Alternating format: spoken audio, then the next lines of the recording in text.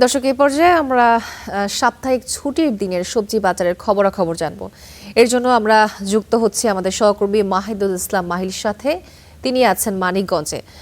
মাহি, আমাদেরকে জানাবেন বৈরী আবহাওয়ার মধ্যে সবজি সরবরাহ কেমন দেখছেন এবং দরদাম কেমন দেখছেন এবং ক্রেতা বিক্রেতারা কি বলছে? আমি একটু জানিয়ে রাখি যে আমি যে বাজারটি রয়েছি এই বাজারটি মূলত গ্রাম্য একটি বাজার, যেখানে আসলে কৃষকের উৎপাদিত যে সবজিগুলো রয়েছেন সরাসরি কৃষকরা কিন্তু বেশিরভাগ নিয়েছেন। এর বাইরেও বিভিন্ন জায়গা থেকেও কিন্তু এই বাজারে সবজি নিয়ে আসা হয়। আমি তারপর একটু জানিয়ে রাখি যে দাওয়ার দাম কিন্তু যথেষ্ট পরিমাণ বেড়েছে।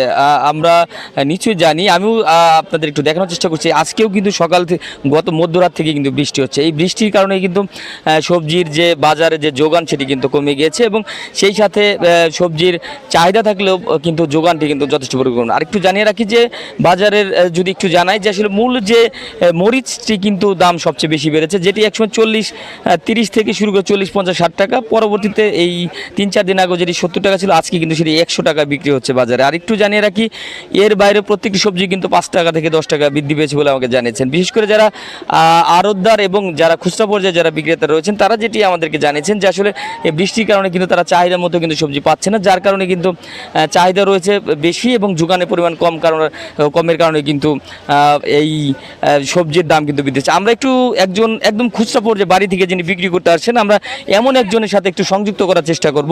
আপনি কত কেজি মরিচ জানছেন, মরিচের দাম কেমন? মরিচ 100 টাকা কেজি। আচ্ছা, আগে কেমন ছিল? আগে 60 টাকা 50 টাকা ছিল।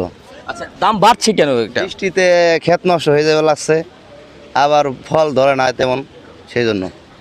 যেমনটি জানাচ্ছিলেন যে বৃষ্টির কারণে কিন্তু মরিচের যে ফলন সেটি কিন্তু কমে গেছে এবং যার কারণে কিন্তু এই মরিচের দামটি কিন্তু বেশি বৃদ্ধি হয়েছে। আমি একটু জানিয়ে রাখি, মানিকগঞ্জের যে অঞ্চলে আসলে সবজির ভান্ডার হিসেবে পরিচিত, সেই মানিকগঞ্জের যে শিবালয় উপজেলা এবং হরিরামপুরের ঝিটকা অঞ্চলে কিন্তু এই মরিচ এবং পেঁয়াজের সবচেয়ে বেশি এবং অন্যান্য সবজির কিন্তু আবাদ বেশি হয়ে থাকে। আমার কাছে মানিকগঞ্জের এই একদম গ্রাম্য পর্যায়ে একটি বাজার থেকে কিন্তু এতটুকু ছিল। মাহি, আপনাকে ধন্যবাদ। দর্শক, সাপ্তাহিক বাজার দর সম্বন্ধে মানিকগঞ্জ থেকে আমাদের সাথে যুক্ত ছিলেন সহকর্মী মাহি, জানাচ্ছিলেন সেখানকার খবরাখবর।